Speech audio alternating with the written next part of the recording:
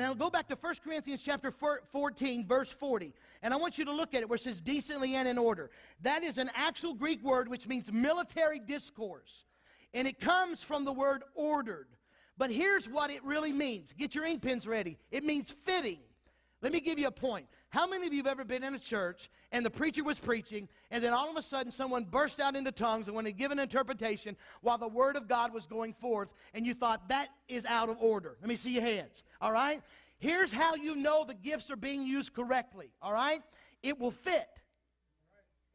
How many of you have known that at times we have a tongue and interpretation and then someone will interpret it? It's in the Bible. We'll get to sensation later. Okay, which means, did it end or did it not end? But how many of you know that sometimes it's out of order and it didn't fit? But how many of you knows when it happens, we're praying, we're seeking God, and it gets quiet? And then there's a tongue and interpretation. And how many of you know that it goes and it fits? It was in order. So the Bible says there's a lot of discernment about the spiritual gifts. Now, watch this. Look at the word decently. The word decently there comes from the Greek word decorum. Listen to me. No one man is supposed to be the head of the local church. Listen, there's a leader, and when there's two heads, it's a freak. Somebody say amen. But how many of you know there's safety in a multitude of counsel? So the Bible says that an orderly church has a group of accountability. I got a letter from a friend this week who said, listen, keep me accountable. Here's what I'm praying about. I went to that very friend and said, hey, I need some help in this area. He's come to me and said, you need to watch this in your life. That's healthy. Somebody say amen. Now, the word there also means honestly, and it means becoming in manner.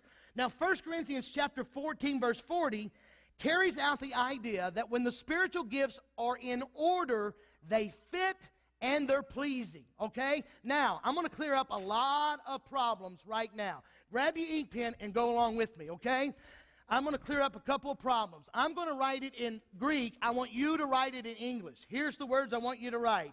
And to another of the same kind. Write that down. And to another of the same kind.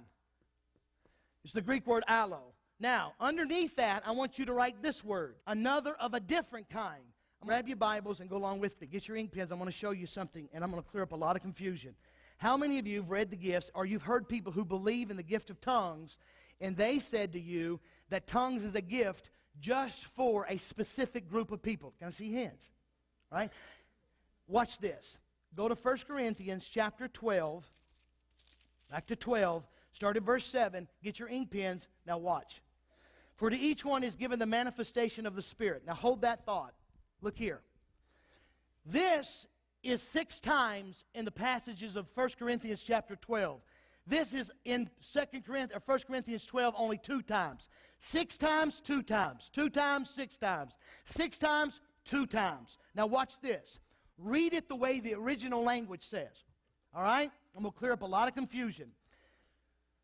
Verse 8. For one is given the word of wisdom through the Spirit, and to another of the same kind. Allo. All right? Through the Spirit, and to another of the same kind, allo, the word of knowledge according to the same Spirit, and to another of a different kind. Underline the word faith. Now watch this. By the same Spirit, and to another, allo, another of the same kind, the gifts of healing.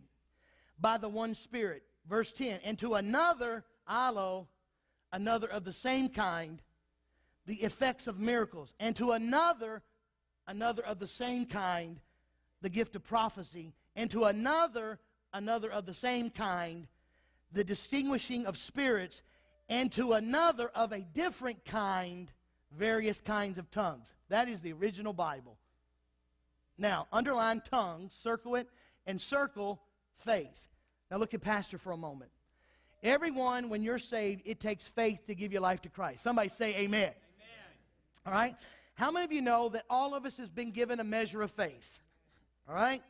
I look at Ruth that went home to be with Jesus, and Ed is here this morning with their family. What faith that woman had. Yeah. Great faith. That is not a faith that everyone has. She had great faith. Okay? It was a gift from God.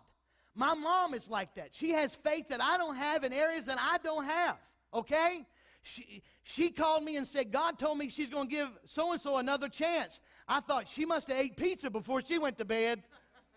But you know what? There's someone sitting on this side that wasn't supposed to live that's now alive. Give God praise in the name of Jesus. God gives people the gift of faith. All right? But look, faith, like I have faith that God's going to come through for me. Everybody's got a measure of faith. But the Bible says there is a different kind. There is another of a different kind of faith. Now, it says that about tongues.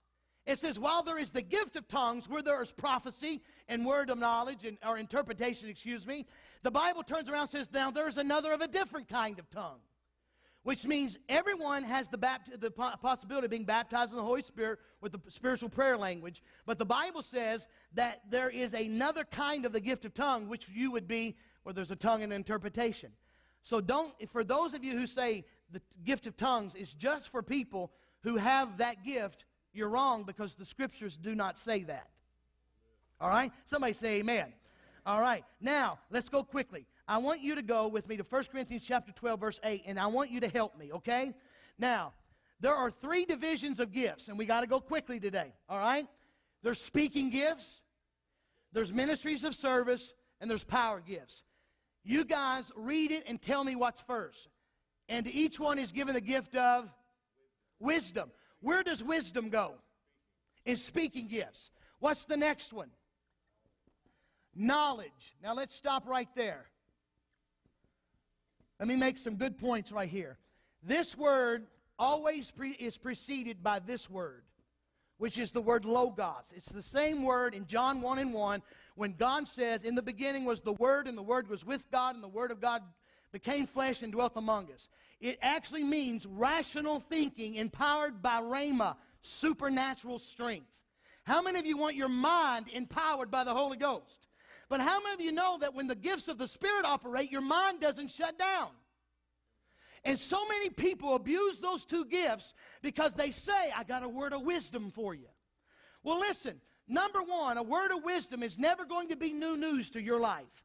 If God gives me a word of wisdom to you, He's going to tell me to tell you something that you already know about and that God is confirming through me. All right? But it's a rational logos. It's a logos wisdom, a logos of knowledge. You never lift up gifts. You never lift up prophecy. You never lift up teaching. You never lift up apostleship, prophecy, evangelism, pastoral, mercy, administration. No, the gifts are not to give praise to the gifts. The gifts are to give praise to the giver of the gifts. The Holy Ghost gave you those gifts, and you're not to manipulate those gifts for your own gain. So you have to be careful there, and you have to understand. But listen, give me another one. What's the next one? Faith. Where would faith go? It'd be a power gift, wouldn't it? Because it's another one of a different kind. What's next? Healing. Where would healing go? Now, let me tell you something. I want to talk to you about this right here. Most charismatic preachers are too chicken to tell you this. I'll tell it to you. God doesn't heal everybody. I wish He did. He healed several people. There's a guy at 9 o'clock service this morning. You don't mind me calling his name. His name is Buddy. The doctors called in his family last Sunday night and said he's not going to live. We induced this coma. He's gone. Called in his family. He's at Fitness Formula jogging on a treadmill this week. Says, I never felt better in my life. There's a boy sitting right over here. The doctors told their mom, you get ready to turn life support off on him because he's brain dead. He's over there taking notes right now. Give God praise for that. There is a gift of healing. God does heal, but God doesn't heal everyone. And I want you to understand that.